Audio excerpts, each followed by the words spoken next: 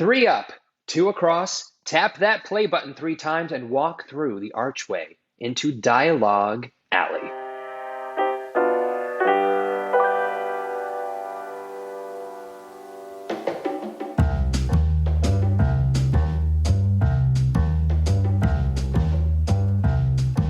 Hello and welcome to the podcast. Dialogue Alley is a show about Harry Potter books, book translations, and all other things magical. I am Melanie from the Harry Potter collection, and with me today, as always, is Carly from All the Pretty Books. Hello. And Eric from Nocturne Eric.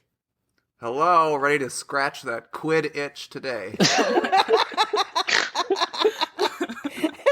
Oh my god. And Eric with the dad jokes. It's already I didn't have one last time and it disappointed you, so I had one ready. Thank you. I'm so happy about it.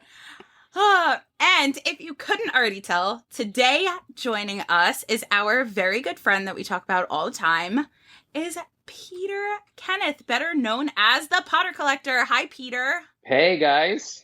So I can include Peter in this because we all do this same cool thing. We're all Harry Potter book translation collectors.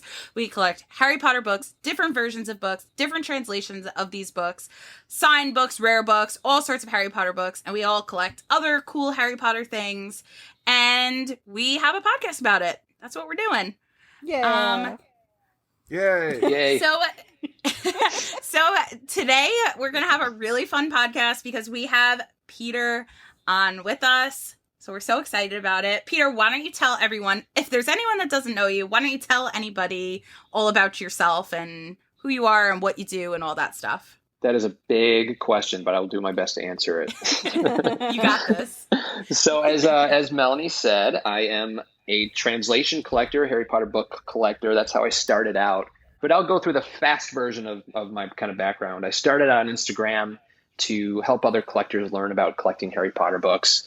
So I started posting photos of Harry Potter books on Instagram, kind of as a way to encourage other collectors to collect, as well as, show people what's out there. And that grew to a YouTube channel, started out with teaching, other collectors how to collect different Harry Potter books, again, what's out there.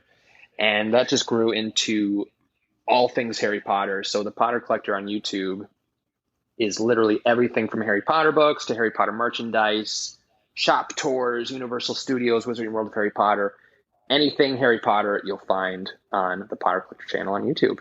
And it recently hit 500,000 subscribers. Yeah, it's crazy. Which is awesome.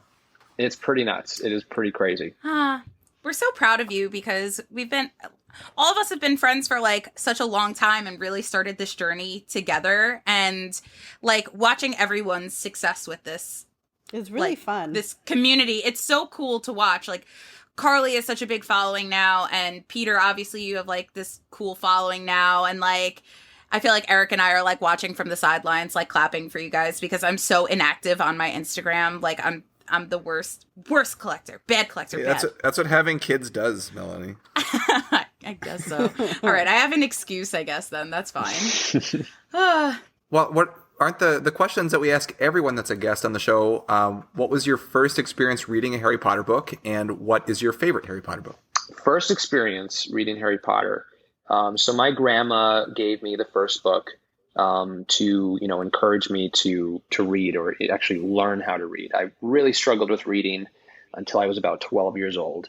So I sat down with my mom with Sorcerer's Stone and struggled through the first chapter, and it was just too difficult.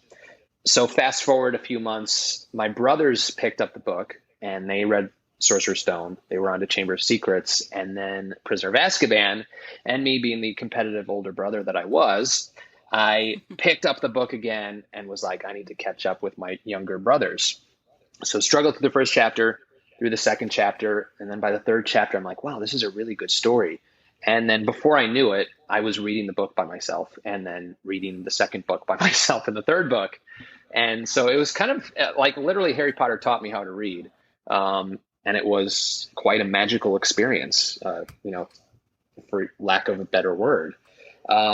So that was my first experience reading Harry Potter. And my favorite of the books is one that not a lot of people consider their favorite, but Chamber of Secrets. Ooh, Interesting That's selection. one that I always think I like it less than I do, and I just got through the audiobook again last night, actually, my run through once again, and I always think I'm gonna not like it as much as I do, but I actually really enjoy it. There's a lot of really good parts in there, and the Lockhart character just makes me giggle like so much. Lockhart is hysterical. He's like the worst human being, like, maybe second to Umbridge. But he is hysterical. The way J.K. Rowling wrote him, absolutely hysterical. And I just love the mystery of the book, and what's the Chamber of Secrets, and what's this voice that Harry's hearing, and just and another reason I think I like the book is because we've gone back to Hogwarts. So we had our first experience in Sorcerer's Stone, but then we get to go back to Hogwarts, and it's like kind of our return. I don't know. So something about the book that I just love. It's the first return. Yeah, absolutely. It maybe was like verified that the series was going to continue. Yeah. I always feel when I get up to Chamber of Secrets, like, it's not that Chamber of Secrets is a book that I dislike, but Chamber of Secrets, it's just I have other books that I like more than I like Chamber of Secrets, so that's why when I always rank them for myself, I don't know, it always ends up like lower on the list. But I do like Chamber of Secrets a lot, so I think it's a good choice. I like it compared to other books. Like, it's still part of like the Harry Potter 7, so I like Chamber of Secrets. It's just my least favorite of the 7. Nah, I don't know. But that's not saying a lot because I enjoy them all. They're all pretty good. I don't know. They're good. We'll do have a podcast about them and collect books about them. How's that? That works. Okay. Well, we are up to episode 25. This is episode 25. And I can't believe that, you guys. this year, 25 is turning into quite the magical number because we have talked about that Harry Potter is turning 25 years old this year. And we are now 25 episodes old. So that is pretty cool. I think that's very cool. What a coincidence. Yeah. Huh. Look at Almost that. like we planned it. Right? Oh my gosh, wait a second. How did we do that? I mean, it's just magic. So we wanted to take a bit of time out to have this episode and talk about we wanted to talk about the Harry Potter community and what it means to us to be a part of this amazing group of people, because I feel like it's something that we talk about all the time, that collecting to us isn't necessarily just, putting books on a shelf. It's also these friendships, and it's a podcast, and it's a YouTube channel, and it's an Instagram, and it's so many other things to us. So that's what we're going to be talking about today. We also have a little bit of news. We're going to get to a question. We're definitely going to do that. It's gonna happen. We will. As always, we're gonna have a translation of the show, which is a fantastic translation of the show. So let's get into it. Let's do some news.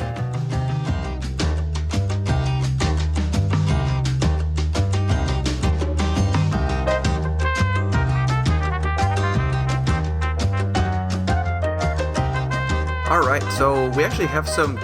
I personally find this exciting news is that the Bosnian Deathly Hallows cover was revealed, and that book is coming out soon. I don't know about you all, but I got an email from the publisher Buy Book. Have you guys been getting those? Yes. And it was hilarious because at this point, the publisher has definitely realized that people outside of Bosnia are like really wanting this book, because the message says something like, make sure to tell all of your friends around the world. We know how much you've all been waiting for this. Like, well, I guess we all have, as maybe like the 5 people in Bosnia and Herzegovina that are actually buying this, but like all of us over here in the United States want it too. So I can't wait. I can't either. And the cover looks really awesome. It does. It doesn't look like how I thought it would at all, but that's the same for all the Bosnians. Yeah, they're not predictable in any way. And like No. the other 6, you kind of have to look at it and be like, I think that's Harry. And if that's Harry, then that's Hermione. And if that's Hermione, that has to be Ron, even though I don't think it is, but it's got to be.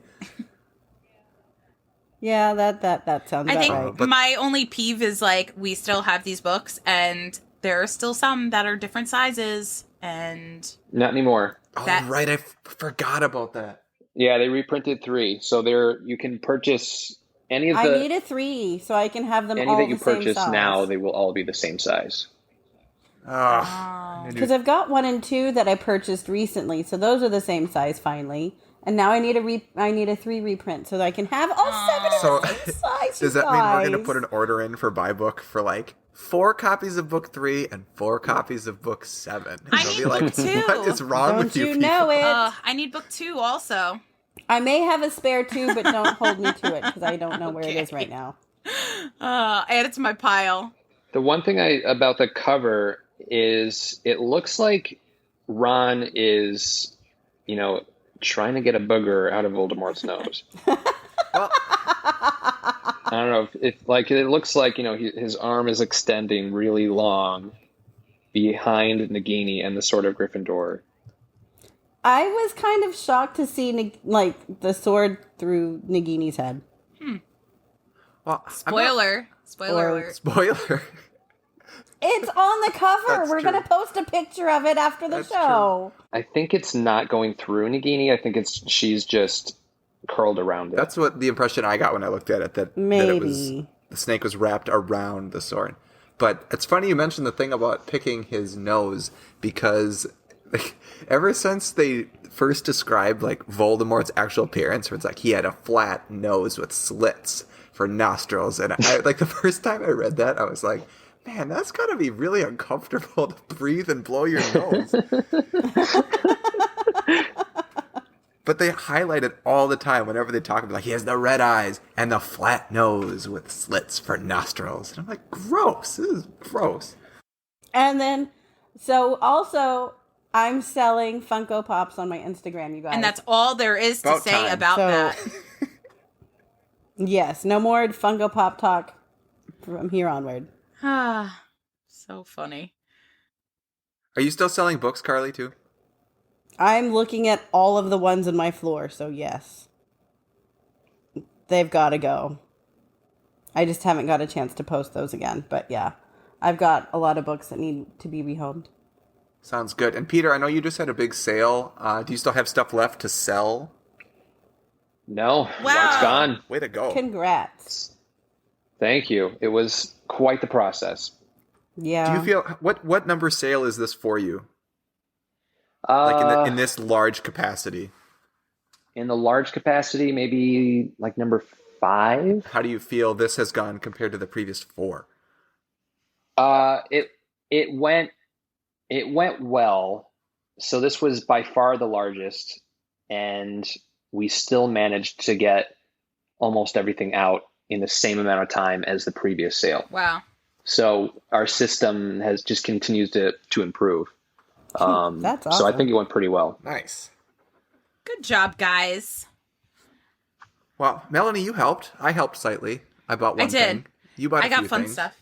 I did get a few things. I got a couple books and a couple cute little knickety knacks, and I'm pretty stoked about all of them on my shelves. Little knick-knack, paddywhacks. You know. Actually, I wasn't going to buy anything, and then you were on, I tuned into one of your lives for 4 minutes, and all I heard you say was boy, I was really surprised that nobody bought any of the medium-sized shirts. And I was like, oh, I wear medium. it's like, I'll go buy one.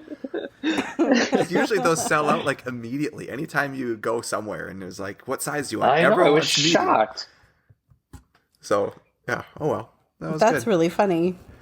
Oh, any news? Anyone else have any other news before we move on to our main segment? No, I don't think so. I think we're good. All right, cool. Well, let's talk about the Potter community.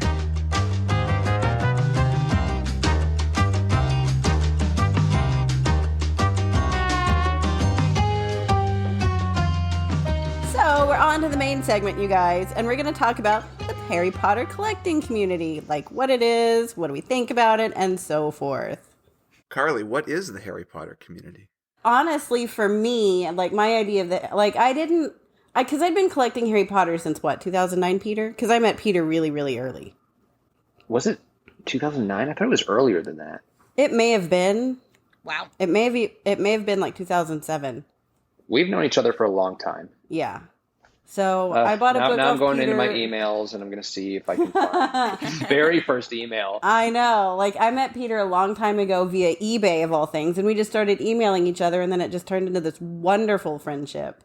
And I'd been collecting, for, like I said, for a long time, but I didn't feel a sense of community. And I'd been to Orlando before, and I'd been to different conventions and such, but I didn't feel like there was a sense of, like, community, because I didn't know of many other Harry Potter people that at least collected like I did. I did at the time just did like rare and signed things, much like Peter did at the time. And he was kind of my community. Him, a few other collectors that I talked with mainly via eBay and through email, that was kind of my community. It wasn't very big, and I didn't know that there was a lot of other of us out there up until I joined Instagram, which I joined Instagram like a month after Peter, pretty much with him saying, yeah, it's fun, I think you should. I was like, oh, okay. And I did. So that's what happened. I feel that same way about like early on, because I started collecting, I don't know, middle school. So it'd be like 2003, 2004. And I mean, even through like college, I didn't know anyone else that did what I did.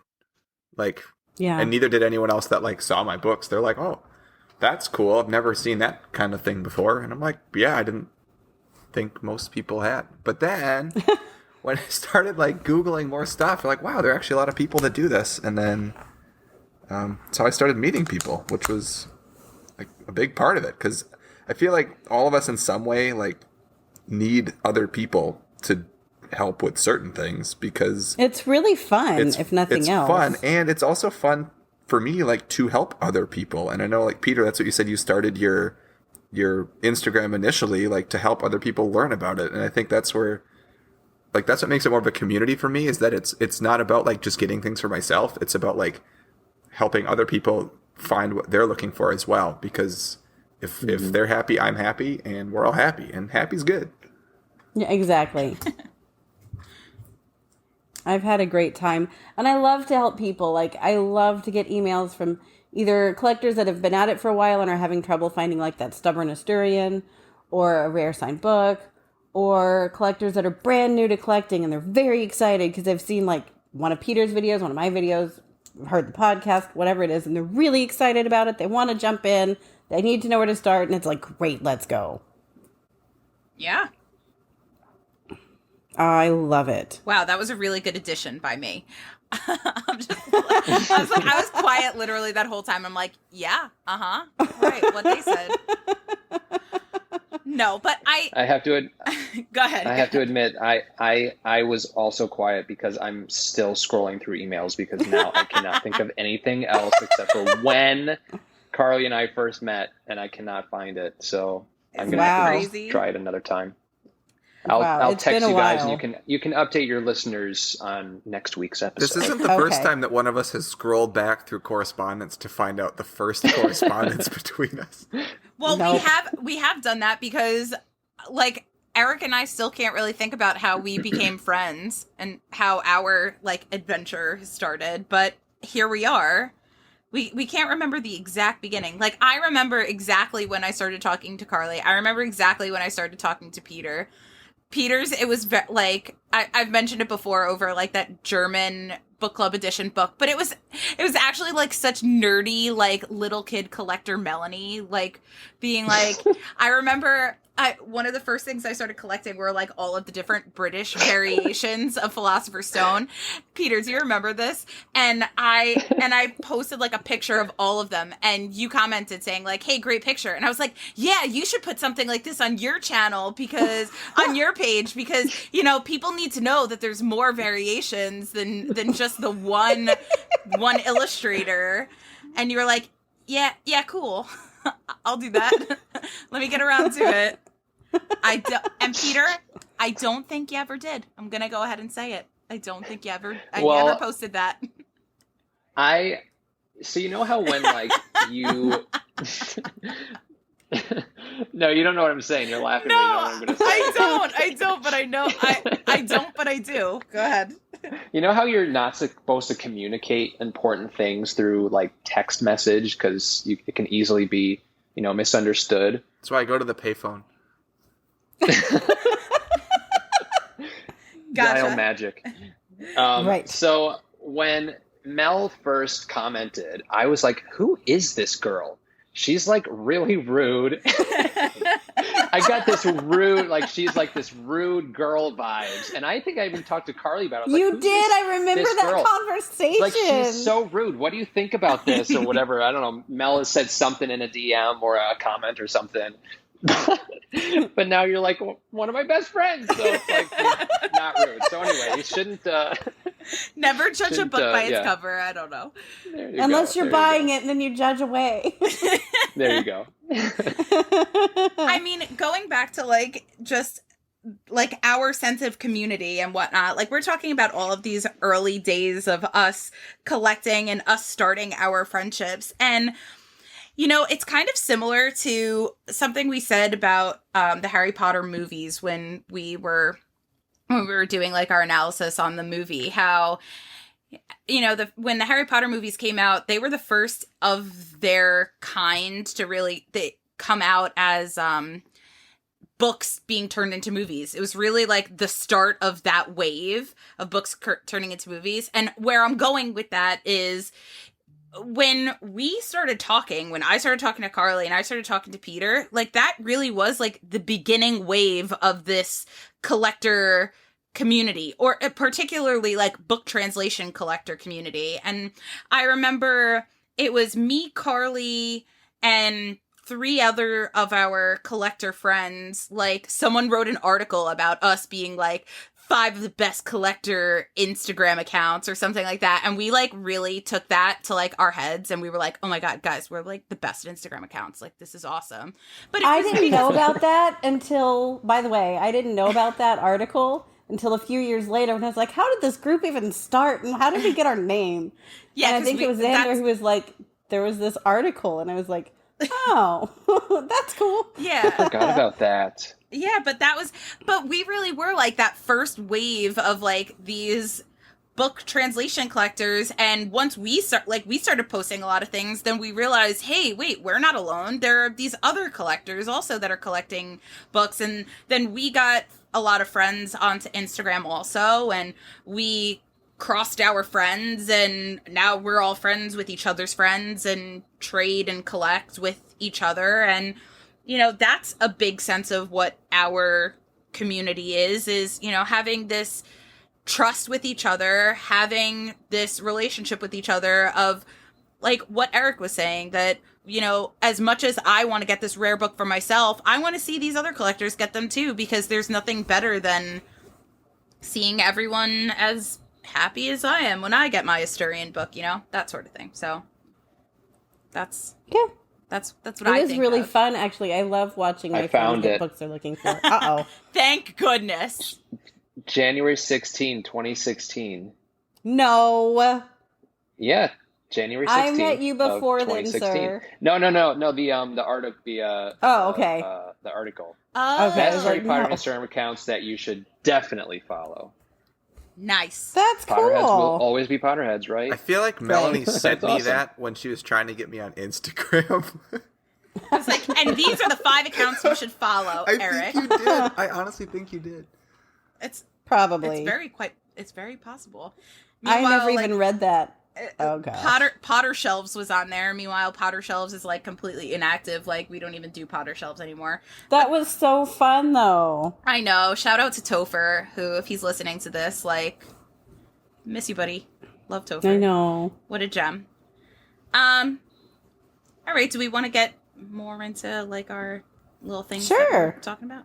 God. Peter, what do you mean by we are a community of collectors?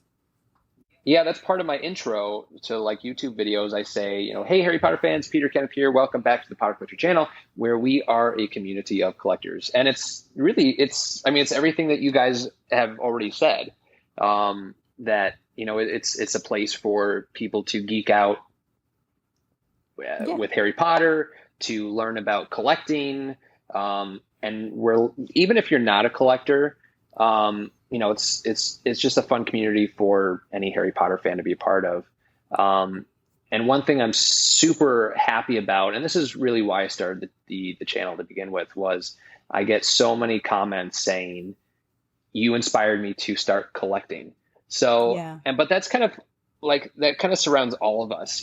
I love Mel, you talking about how, we were kind of the original, translation collectors on Instagram, and just think of what we've done. Like we've created this community of translation collectors and people interested in language and different cultures and just collecting different Harry Potter books in general. It's really just so cool amazing to think about, isn't it? I love those emails that say that, you've inspired me. I love your collection. I want to do what you do. And how do I start? I love that. Mm-hmm. It's the best. Yeah, so we literally are a community of collectors. It's just so cool to think about. It is. And I love meeting new people from all over the world who are doing this. I think one thing I particularly enjoy about it being a community that's larger than just collectors of like translations, let's say, is that you can appreciate the other stuff that's involved in the like Harry Potter IP and Harry Potter universe without actually like having all of it. So like I only collect books, but all the other stuff is cool, but I don't want it. But it's cool to see all the other stuff, or you know what I'm saying? Right. Totally. Yeah. So like it's just a way to experience all of that and that excitement for like someone else that's super into mini backpacks in different houses. And I'm like, well, those are pretty cool. I'm not going to get a mini backpack, but someone out there is really jazzed about them, and that's awesome. So like you go, person. You go mini backpack. You go mini backpack person. Way to go. Glen Coco. You go, Glen Coco. Isn't that from Mean Girls? Yes, I was hoping someone would say it, so I'm glad that you did. Well okay, done. yeah, there we go. So what do we think of the next 25 years? I know this year's 25 years of Harry Potter, which is just hard to believe. But what do we think about the next 25? That is crazy to think about, actually. In terms of how many will Funko Pops be coming out in the next 25 years? And they're all going to be the same characters we've already seen. We said we're not talking about Funko Pops. Okay, that's all we can Eric say about started it. it. Sorry, Eric that's all we can say. What's going to happen is Carly's going to then, she's going to sell her Funko Pops just like I did.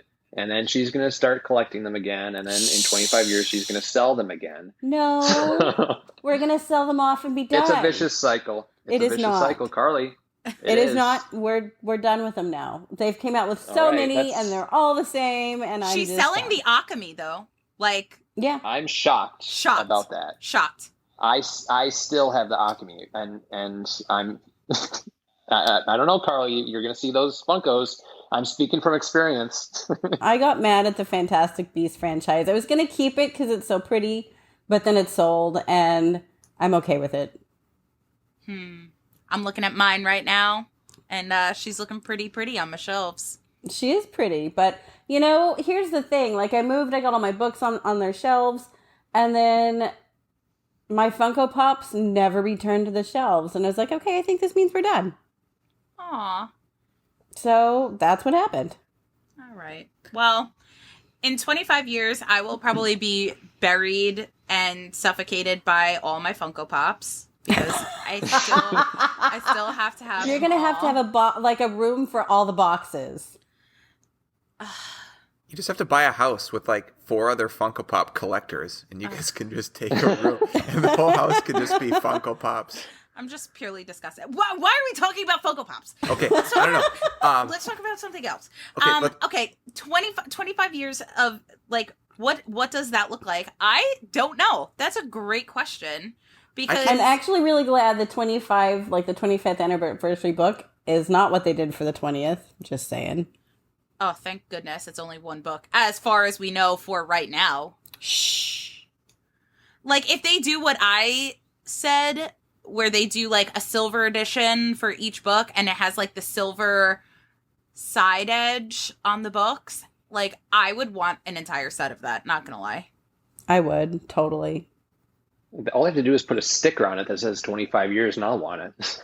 I know, which is all they do probably is put a Wizarding World sticker on it and everyone wants it. Exactly, and I want it. And you pay full retail price inside the jacket for the book with the sticker on it. Right. It's terrible. We're easy sales, it's so though. True. I know. Yeah. In 25 years, Harry Potter, I think, is going to be just as strong as it is today. I Yeah. mean, just look at when you go to Wizarding World. If you're listening and have not been to Wizarding World, um, we're now seeing our generation who grew up with Harry Potter and started this Harry Potter fandom, um, with little kids and they're bringing their kids up to love Harry Potter. I mean, Eric and Mel, you guys are going to be bringing up your kids to love Harry Potter. Yeah. So it's not going anywhere. No. No. It's not. And these kids are going to start collecting Harry Potter, and we're all going to be competing in the same marketplace for these things now that are like almost 50 years old. Well, think about it too. I feel like something Peter said like forever ago, which like always sticks with me, is like, we collect these things because we're grown-ups now with grown-up money, so we can buy whatever we want. Well, what's going to happen when this next generation comes up and they're huge Harry Potter fans also, and they have grown-up money? I don't know. Hopefully the Gen Zs won't have like a lot of money. Because none of them have a 401k. Exactly. Well, see, that's going to be interesting because these kids that are growing up with our generation grew up with Harry Potter, who now have grown up money buying Harry Potter things to collect, they're growing up as collectors, with and through their parents.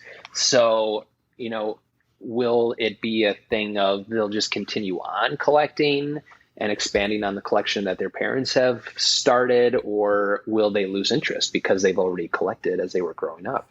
I'm not sure. I know, like, my grandparents were collectors of rare glass and porcelain and china, things like that.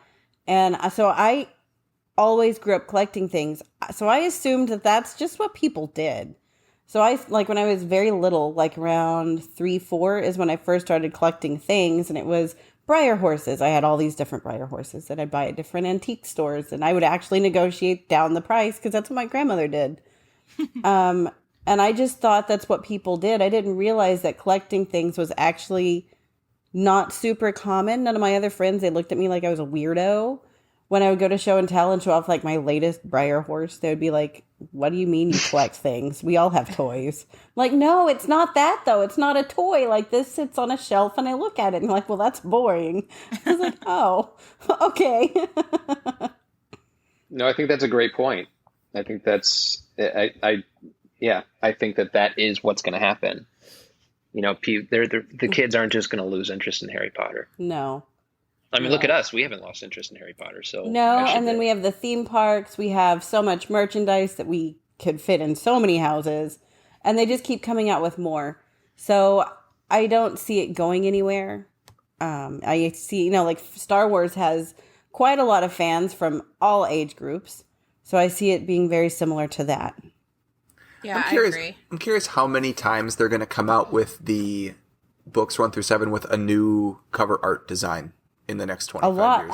I think a lot of illustrators want, because so many illustrators love Harry Potter, and it's a big ask to draw, but at the same time, like, how cool is it that you get to draw something that you fell in love with as a kid? Right. And at that point, within the next 25 years, those artists that are being asked to provide that illustration are those, like, they're just total fans of the series.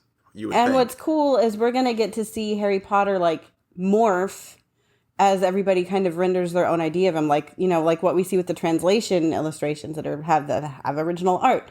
We get to see what these illustrators' concept of the stories, of the characters is. And that is so cool to me. That's one of the reasons why I do the translations, is to look at the different art from around the world, because we get to see our favorite stories, our favorite characters rendered very differently. And I think over the next 25 years, we're going to see that too.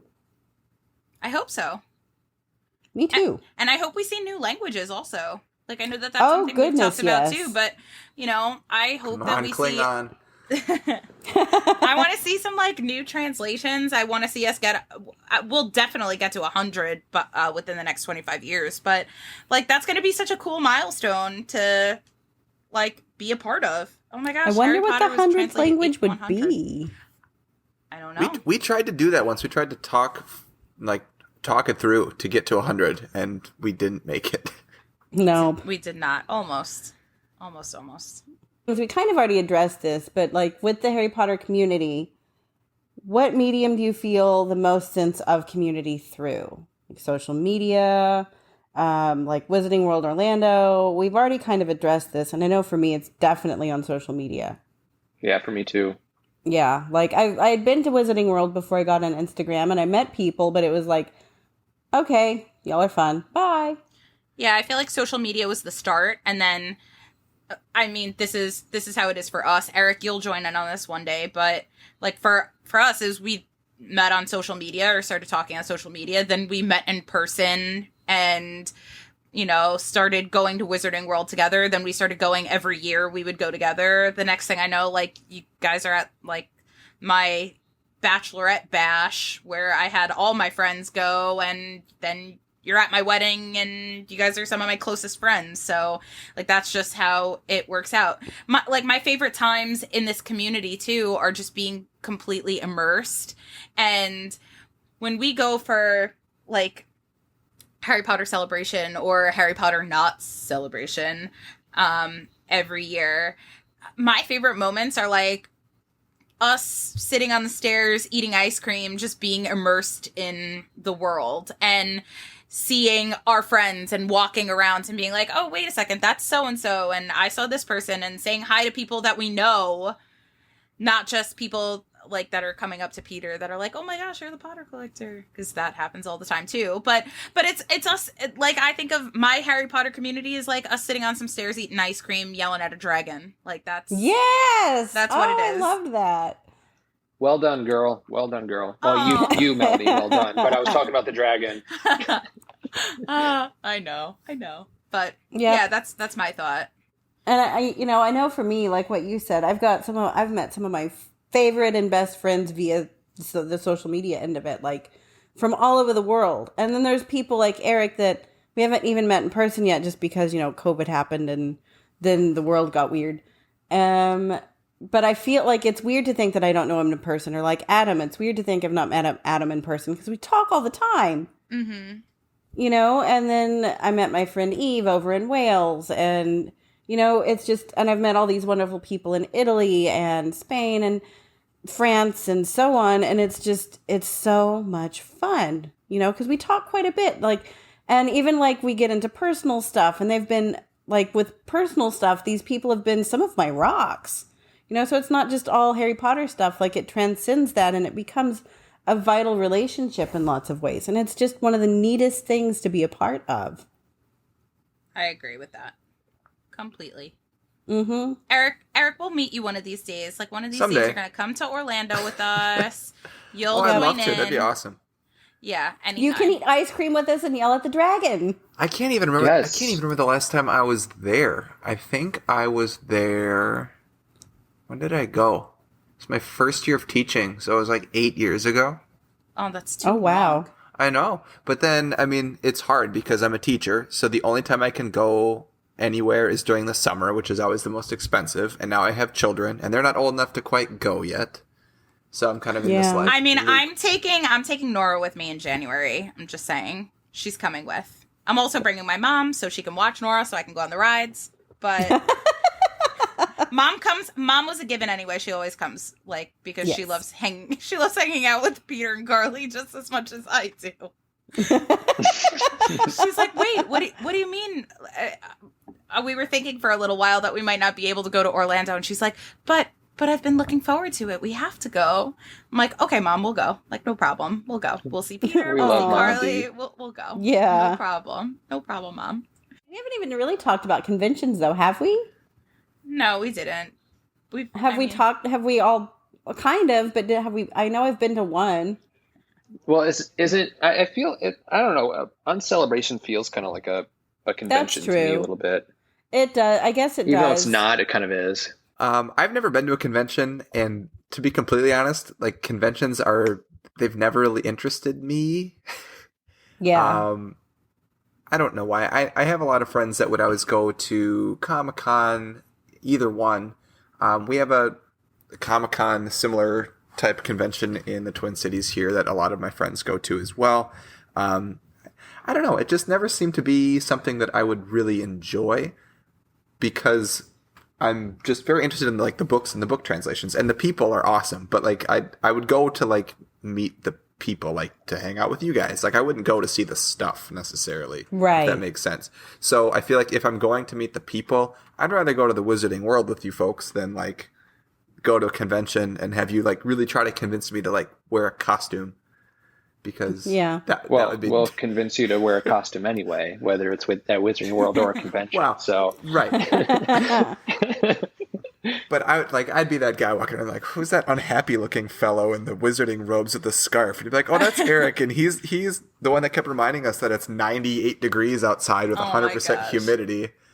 You'd get along with my husband so well, because anytime we go to any of these things and I try to get him to dress up, one, he is so anti like family costume, so I can't get him to dress up with me as anything. If I ever wanted to do like a really cool, like, I don't know, Molly Arthur cosplay, like he would not be on board. He would pretend he doesn't know me. He's the most minimalist when it comes to his costuming, and I say that because like when I finally got him to go to a convention with me, his cosplay was, he was Mad Eye Moody, and it was literally a googly eye glued onto an eye patch, and that's what he wore the whole time. So you guys would get along really, really well, because he just wants to be comfortable, and he definitely is like, oh my gosh, how is Peter still in that Dumbledore beard? Like how is he in that?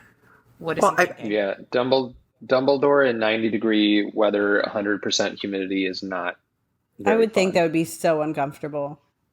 but I still like it. Yeah, but you're you're a performer.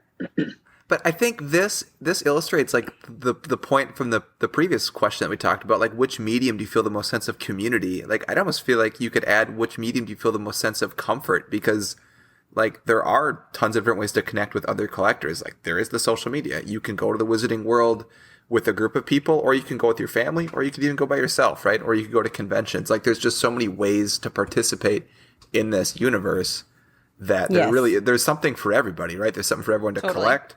There's someone for everybody to talk to. There's some place for everyone to go. There's something for everyone to do. So there's just so many different ways that you can be a part of it without like sticking to one specific thing, or even just excluding certain portions of it altogether. Right. And that's pretty inclusive. Like I can't think of any other like community that kind I've of been a part covers all of it. That's so broad yet so narrow at the same time, where everyone can kind of find something that they like, right? Without having to like be completely like headfirst involved in everything. And relate to. I feel like everyone can find something within the Harry Potter series that they relate to and cling to.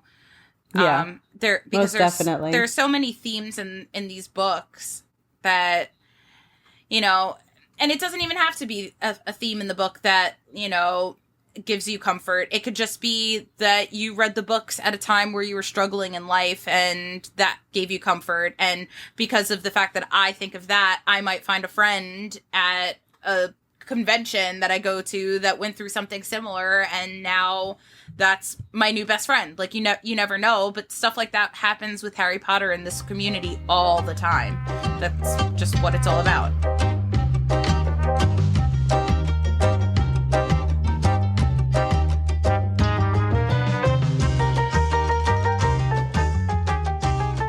So the translation of the show this episode is a book that we have talked about quite a bit, and I'm super excited to delve into it a little bit deeper, is the First State Icelandic book.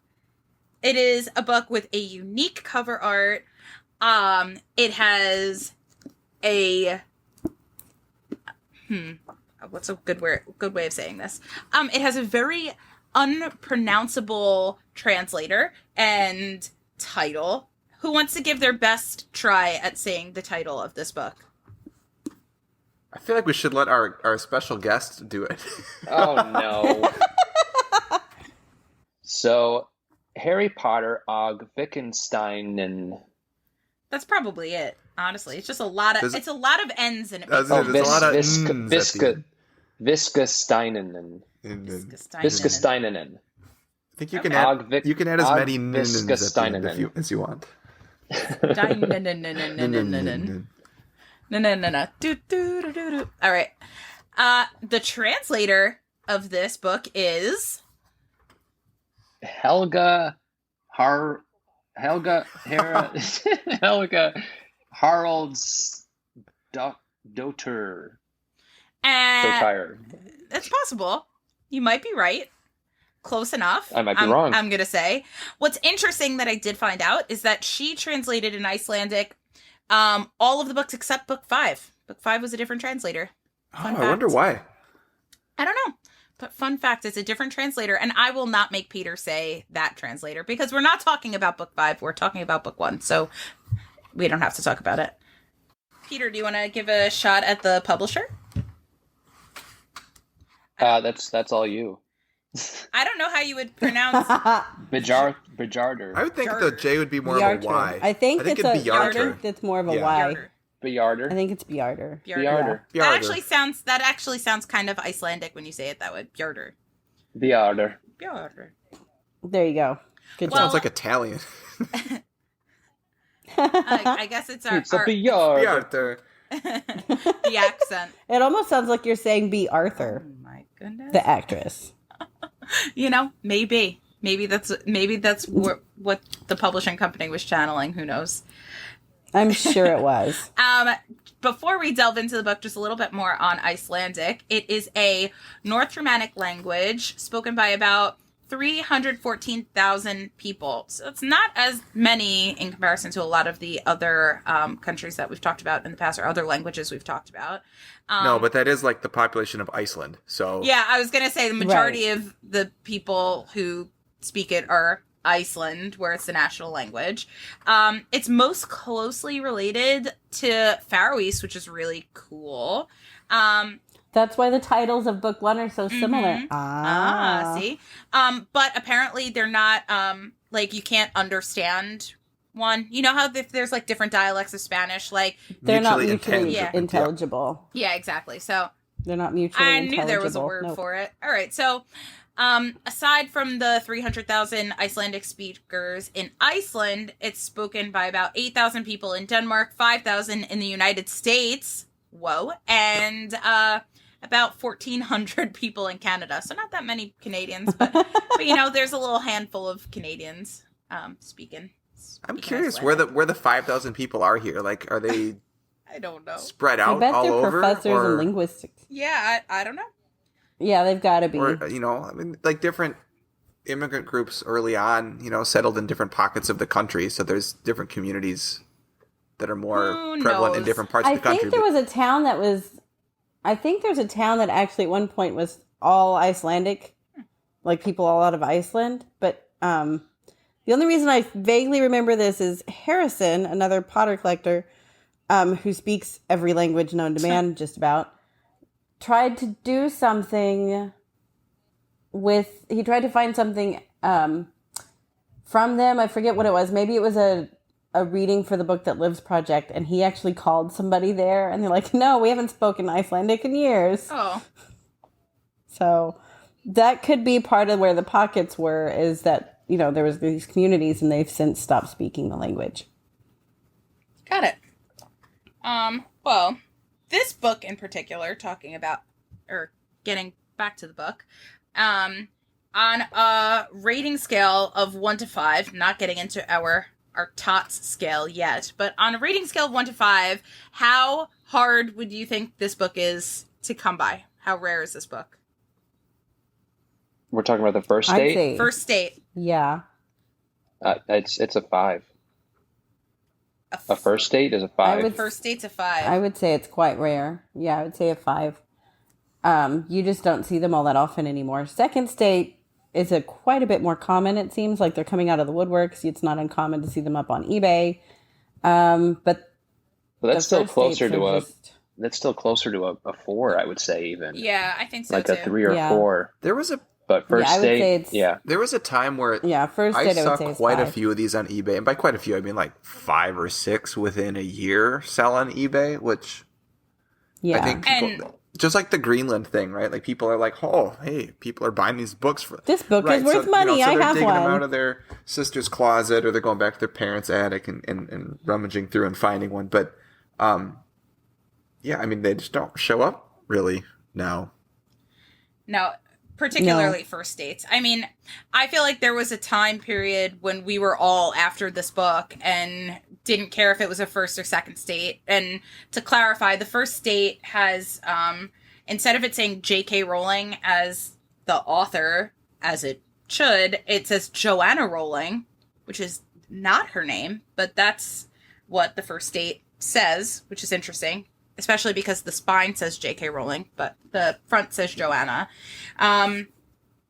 There was a time where we were just happy to get either a first or second date just to have this cover art, and we were all after this book, and it was not showing up everywhere. And again, I feel like we were pretty influential in the fact that once we finally did get a hand on our books, and mine was like a shot in the dark, crazy story as to how I got it, but once I got mine, then it seemed like, okay, then Carly got hers, and then this person got theirs, and then that's when we started seeing them on eBay, and it's like, oh, wow, wait, these books are, okay, we see them. But yeah, first date, I feel like, is crazy hard to find. Yes, I would agree. And then what would we put the value of this book? I don't even really know. I keep thinking around 500. Yeah, I was going to say 5 to 750. Yeah, I think that's about right for first date. I think this falls under the... What book was it we talked about a few episodes ago where it's like, if you want it and you see one for sale, you should just buy it. The Hungarian. It was Czech. Oh, no. Oh, the was Hungarian it one. Both. It was, well, kind of, I guess both. Because we talked about it with Czech also. Yeah, both. First dates. But yeah, like if you see one that you think is a reasonable price to you and you're tired of searching for it, you need to buy it because I can't guarantee when you're going to see one again. Yeah, I feel that way also. See it, buy it. All right, let's pick up our books and do a little scale rating on this book. So open it up, take a whiff. And I've got to say really fast, like I love my book. It has, I don't typically like books with writing in it, but the person who wrote in my book wrote it like in June 1999, and it's this cool message to a friend in Icelandic, and I think that's so much really fun. neat. I wouldn't be mad about that. No, I'm not at all. Okay, smelling my book. Smelling, I would give it like an exceeds expectations on how I like the smell. It definitely has a smell to it. Mine's pretty fresh. Mine smells like a grandparent's attic, so I'm gonna give it like not a very good job here. I feel like mine also smells like a grandparent's attic, but I dig it. Like mine is like acceptable. Like I feel like the grandparents may have smoked 20 years ago and then stopped. No, not my grandparents. Yeah, I would give mine an E as well. I say acceptable for me. Good. I don't love it or hate it. All right. Size and proportions of the book, I would again give it an exceeds expectations. It's a nice like length by width. It's not too thick of a book. I feel like it's actually pretty comparable in size to the American edition. So I feel like it's just a nice. It's a nice book. Like when you look at it, I'd give it an outstanding. Yeah. Yeah, it's like the perfect size. Yeah. I loved how thick the boards are. Like, they're hard. Yeah, they are. Like, if I were to bop somebody over the head with this book, it would really hurt. I'd love to know why you decided to bop someone over the head with the first state Icelandic book. Well, I would have to be really, really mad, and then they'd owe me that like $500 to $750 for making me ruin my book. No. I think that. But I'm just saying.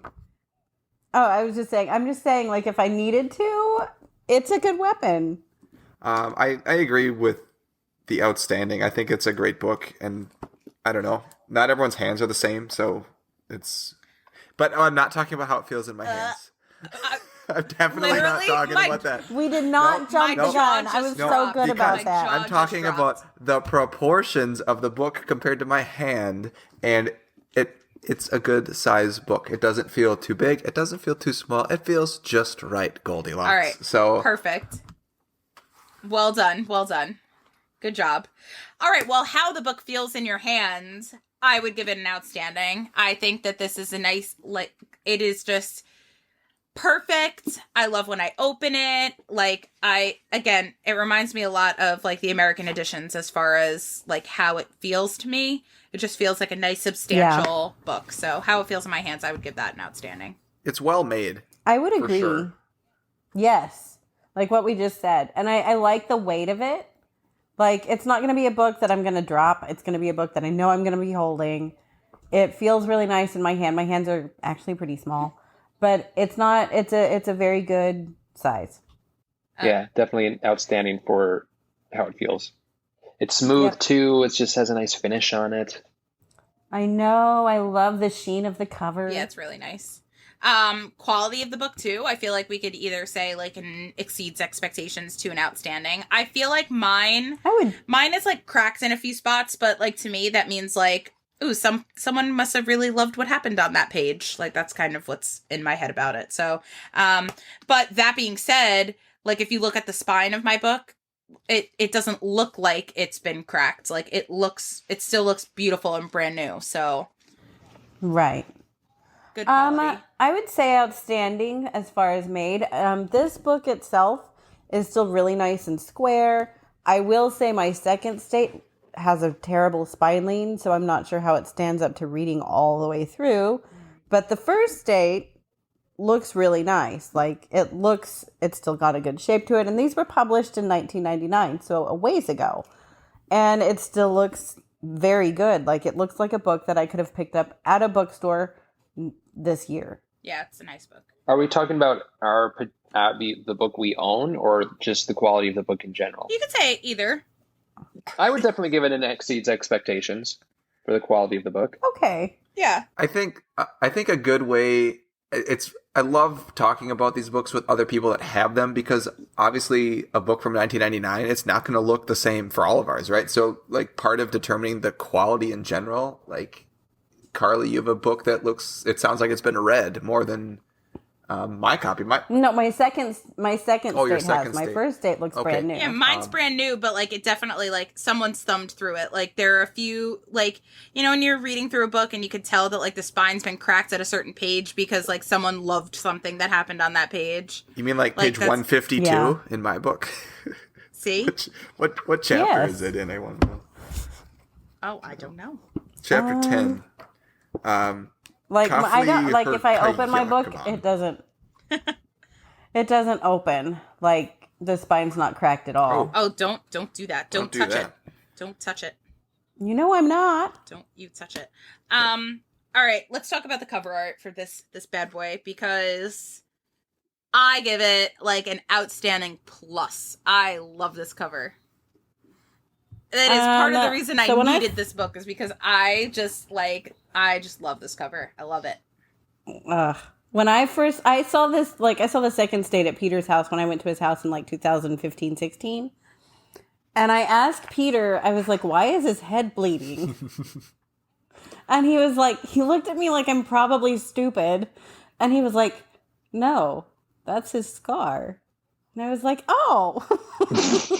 Yeah, it's a nice deep blood red. So now, I know, like now when I look at it, I'm like, he looks so sad though. Well, fun fact about this cover art is that the cover artist, who I don't know the name and I couldn't pronounce it even if I did have it right in front of my face, but the son of this cover artist, his name is Kelly, and he actually was the inspiration behind this grumpy Harry. And we'll have to post this picture on our Instagram because he shows the picture that his dad used as the reference. And other than the fact that, like, Kelly has, like, red, super curly hair, like, this grumpy face literally looks exactly like this grumpy-faced Harry on this cover. It's so funny. So he used this, like, picture of Kelly wearing glasses as the reference for this cover. And it's just, like, it's just so silly because other than like, him wearing glasses, he looks nothing like actual, like, Harry Potter. But he's right. But he's grumpy. So... And that's a fun fact. I didn't know that until one of the listeners actually sent us a message with a link to an article in Icelandic about it. So yeah, very awesome. I think it was Christina.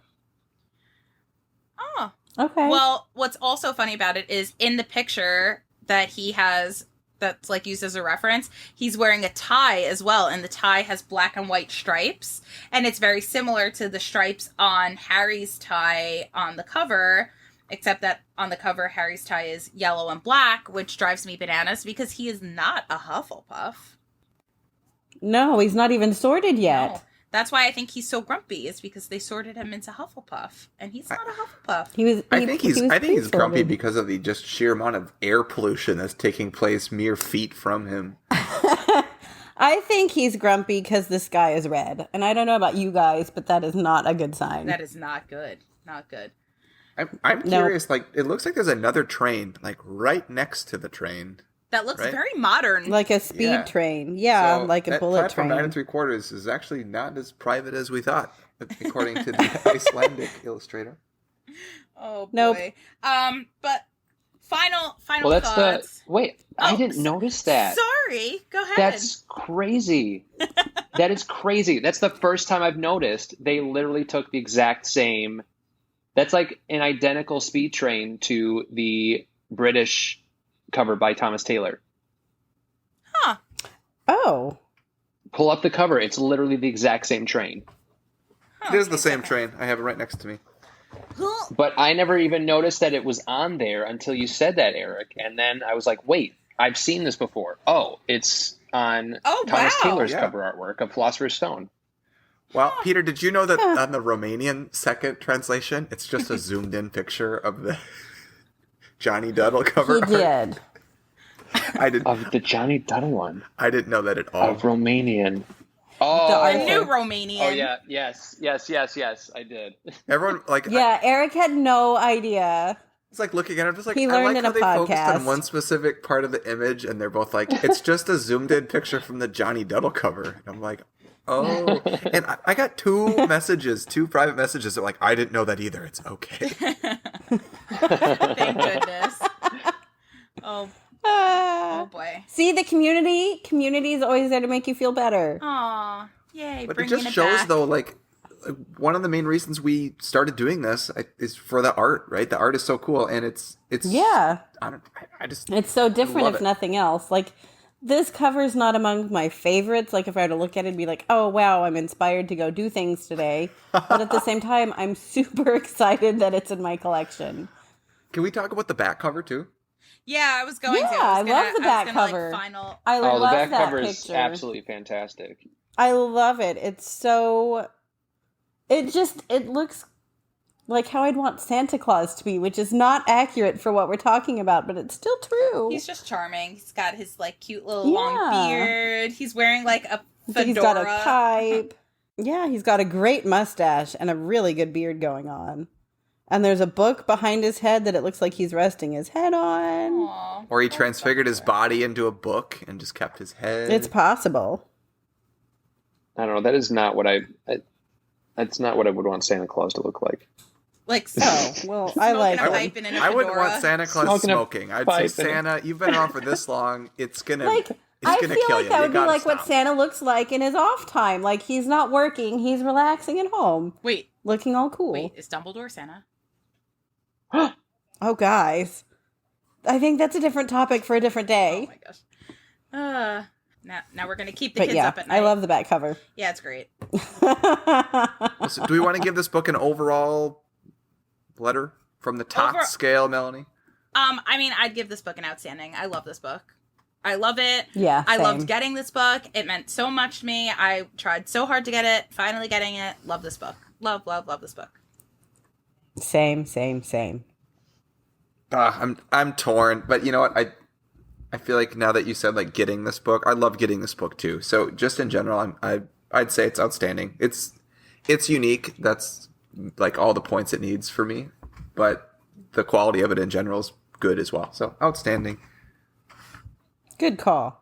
Definitely an outstanding. It's just an iconic for Harry Potter translation collectors. It's like an iconic book. It's like you have to have the Icelandic first edition.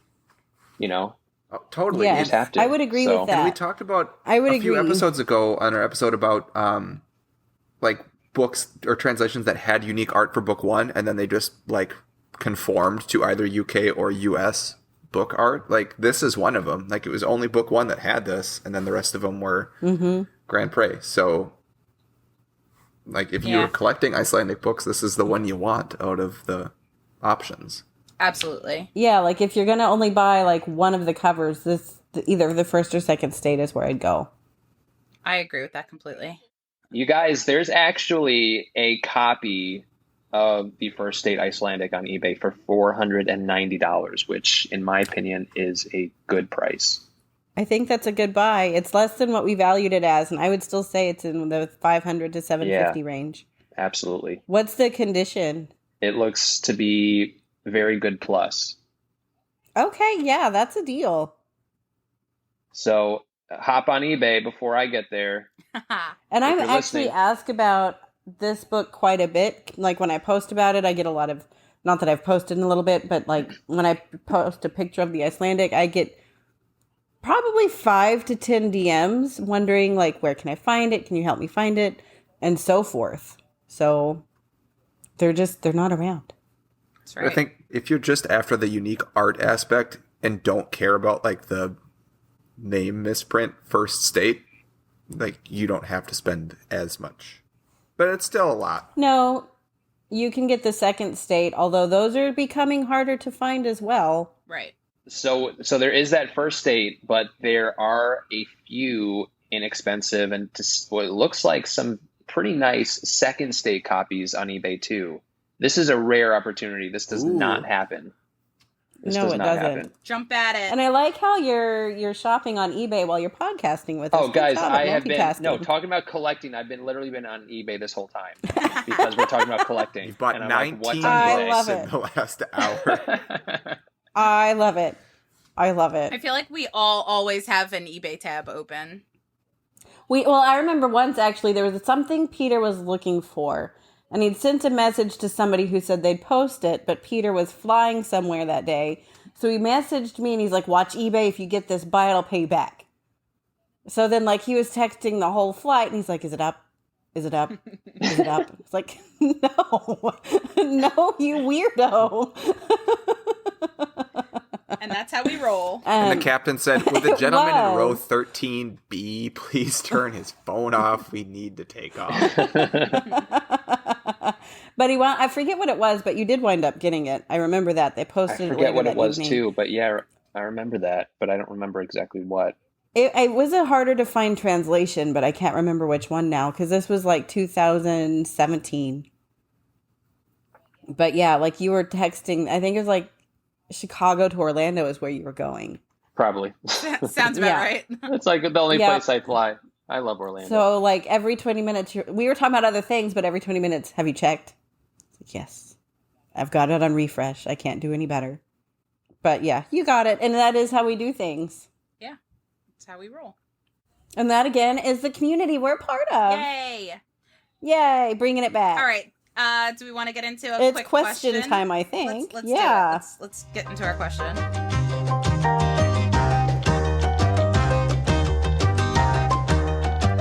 Okay, so our question, and this is a question that I think all of us get asked, like, personally too, not just on the podcast. What is your favorite book getting story? Oh, geez. Yay.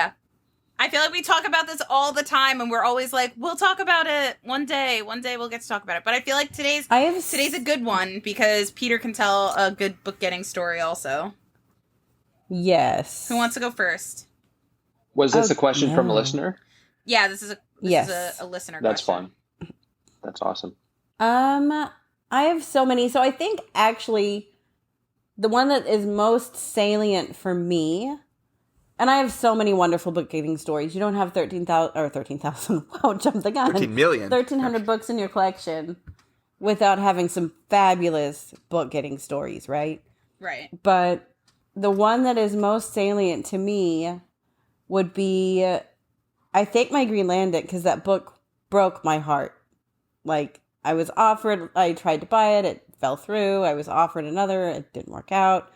And then it was actually Peter, and we can talk about it because you're on now. It was actually Peter who helped me get the copy that I have on my shelves.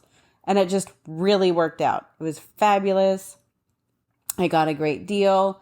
And then he was like, come up to Chicago, you can pick it up and take it home. And that's not the reason, but one of the reasons why I went up to Chicago was to get my Greenlandic. Yeah, and we had this great photo posted with like 2 Greenlandics side by side. And I was like, I'm here. That's how we announced I was visiting. It was so much fun. We had a joint giveaway. We went to Six Flags Great America. Like, we just had the best time. And then I came home with a Greenlandic. So I would have to say, like, that's probably, like, number 1, number 2, and probably, honestly, number 1 by a lot. Because that was also the first time that we'd met in person. Yeah. And it felt like we had met a million other times. Yeah, like, it was like, okay. Like, there was one time on Facebook a few years prior he had posted about a yard sale, and I just wanted to I'll be there in a few minutes to go look at what you're selling. And he was like, yeah, I was going to say, come on down. And I was like, I wish I could. So, I mean, that's just how close we are.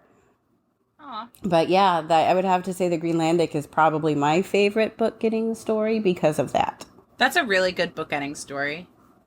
It was. And it was like the end of Greenlandic heartbreak. Eric, what's your favorite book ending story?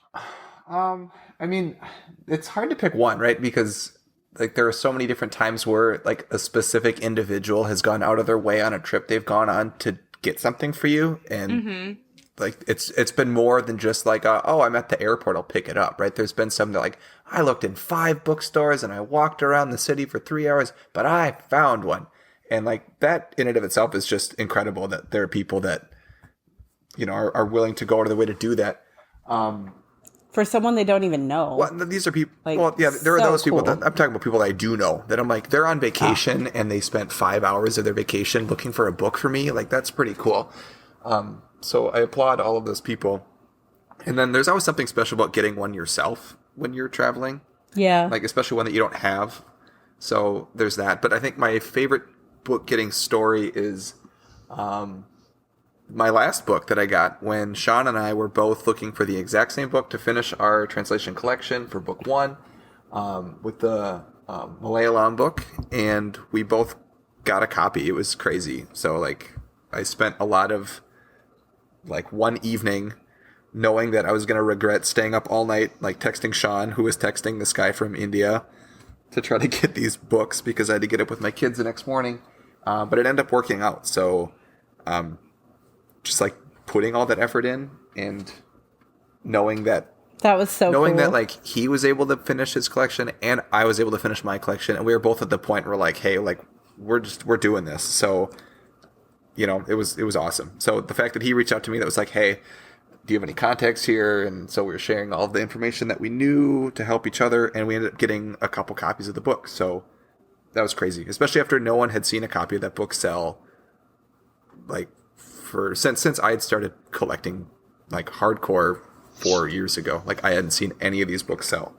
So that was crazy. So it goes back to that community, right? Like the community member helping each other to both accomplish like what our original translation collection goal was. So that was a really special moment for me and for Sean, I imagine too. So yeah, and you got to share it with each other, which is even neater, right? And it was it's one of those things where you always think like, is this too good to be true? Is this is this going to backfire? Are we going to lose money on this? And the fact that it worked out and we got 2 copies of the book when we thought we were getting 2 copies of the book was amazing. So that was it. That's my favorite book getting story. But I mean, again, there's just everyone on the shelf. That's the cool thing about this. You can look at all of them, and I can pretty much remember like where or who got me this book. Yeah. Which is a big part of it. Same. Peter, what's your favorite book ending story? Probably the last one that I needed for all of the translations of book 1 through 7. It was Malayalam Chamber of Secrets. I remember. Yeah. That was just a kind of just a big moment that it's like, wow, it's got every translation of the Harry Potter books. Like that was just nuts. And it's always Malayalam that throws us off. Yeah. It's always Malayalam. Yeah. So I'm trying to even remember how I got in contact with the previous owner. it was, if I remember correctly, it was someone who knew someone who had a brother who had like, it was nuts. It was crazy. This sounds like my kids at school. This, They're like, it's my grandma's sister's neighbor's dog's birthday today. And you're like, cool. that's exactly what it was. That's literally what it was. And then, yeah, I contacted this person who actually has the same birthday as me. So, I mean, you know, Wow. I guess That's that cool. was meant to be. It was meant to be. Yeah. So, yeah, contacted him, and he could have charged me, you know, thousands of dollars for the book, and I would probably have paid it, but he sent it for free. Wow. Wow. He sent it for free. That's one of the nicest things. It was, yeah, absolutely crazy. And the book arrived, and I actually filmed a video on it, and literally freaked out when I opened it. I literally lost it. Yeah, I actually still remember what the thumbnail looks like, and I don't know why, other than it was just so exciting that you got it. Yeah, so that's definitely my favorite translation book getting story. That's awesome. Melanie? I think mine is Macedonian, because it was my Macedonian and also Carly's Macedonian happened in the span of a couple of days. Actually, Icelandic for me happened in the same day, so it's all part of the same story. So I had been very present on Reddit in trying to find a lot of these books, particularly Macedonian and Icelandic, and I had posted and received messages from someone. So the first message that I got in one day was from someone who had they had an Icelandic edition for me. Like, they said, hey, I just went to a market in Reykjavik, and like, I have this book for you, but I'm going to be backpacking in the country for the next month, so hopefully you can wait until then. So I thought it was like a complete fluke. I was like, all right, I'm not getting this book. But a month later, on the day that this person was supposed to come back, I messaged them and I said, hey, like, I don't know if you remember me, but like, you said you got this book for me. And they're like, oh yeah, I'll send it out in the mail tomorrow. And I think I got the book for like $30. They said, just pay me for shipping. Like, just whatever. So that like blew my mind as far as my Icelandic book. But then in that same day, someone messaged me that they had Macedonian, but it was a big problem because around that time, the market was kind of blowing up. I think a Macedonian sold on eBay for like, it was in terrible condition, and it sold for way higher than it should have sold. Do you guys remember that? Yes, I do. And when that happened, this guy was like, oh, hey, I have a Macedonian book for you. And they were going to sell it to me for their cost, which was like under $50, something crazy. And then an hour later, they're like, actually, I can't sell it to you because of the market and everything. And I was crushed. And I remember that too. Oh my God, I was devastated. And about a month goes by, and the same guy messaged me again and said, hey, your information when you told me about these Macedonians books brought me really great fortune, and because of that, I want to pay it forward to you. So what's your address? I'm sending you a Macedonian book. So I guess this person was able to track down a lot of books and sell a lot of books for a lot of money and had me to thank for it. So they just, for free, sent me a Macedonian book as a thank you. So cool. And that one's Carly's book. Yeah. Then a week later, literally a week after that happened, just out of the blue, someone messaged me on Instagram and said, hey, I have a Macedonian book. I see that you don't have one and you need it. Do you want me to send it to you? And I just said, yup. And they sent it to me, and I said thank you, and then I got a Macedonian book. That's how it worked out. It was such a neat story. It still, like, just saying it out loud, like, blows my mind that happened, that the timing happened the way that it happened, and it happened so quickly that way, was just so, like serendipitous that everything just fell into place that way. But I also think that if you're putting out good energy into the universe for things like that to happen, and you're putting your energy into that idea, or, you know, getting the Macedonian books or whatnot, I think you get paid back. Yeah, maybe. I mean, I didn't even realize, like, I was so crushed when this guy was like, actually, I'm not going to sell you the Macedonian book. I was devastated, but I was like, you know what? Like, they're out there. Like, the reason why this is happening is because they're out there, and this guy has access to them and whatever, and it just came it worked out. It worked out beautifully. Yeah. So that is my favorite book getting story by Melanie. The end. Can't wait for the sequel.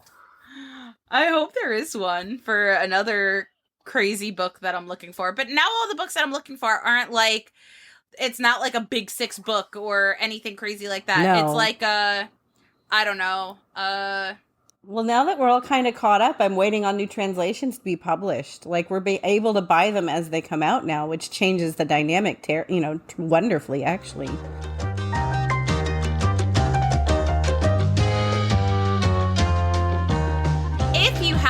Any other questions for us, or if you want to get in touch with us by any means, you can send us an email at dialoguealleypodcast@gmail.com, or feel free to send us a DM with your questions on our Instagram at dialoguealleypodcast, or you could DM us directly on our Instagram accounts, which I might as well say those too, I guess. That being said, it's all we have time for today. So if you want to get in touch with us, you can find us all on our various social media platforms. You can find me on Instagram at the Harry Potter Collection. You can find Eric at Nocturne Eric. That's Nocturne with a K and Eric with a K. You can find Carly at All the Pretty Books. Carly and I also have some pretty resourceful websites. Peter does too. So they're all places that you could go to if you're looking for pictures of books that we were talking about today, or if you're looking for just a variety of collector information. It's a great place to go to, and you don't have to email us or ask us anything. You can just browse our website. So you can find Carly's website is alltheprettybooks.net. My website is theharrypottercollection.com. Peter, his website is thepottercollector.com, I believe. Yeah. Right. And Peter is also all over the place. Peter, do you want to say all of your social medias?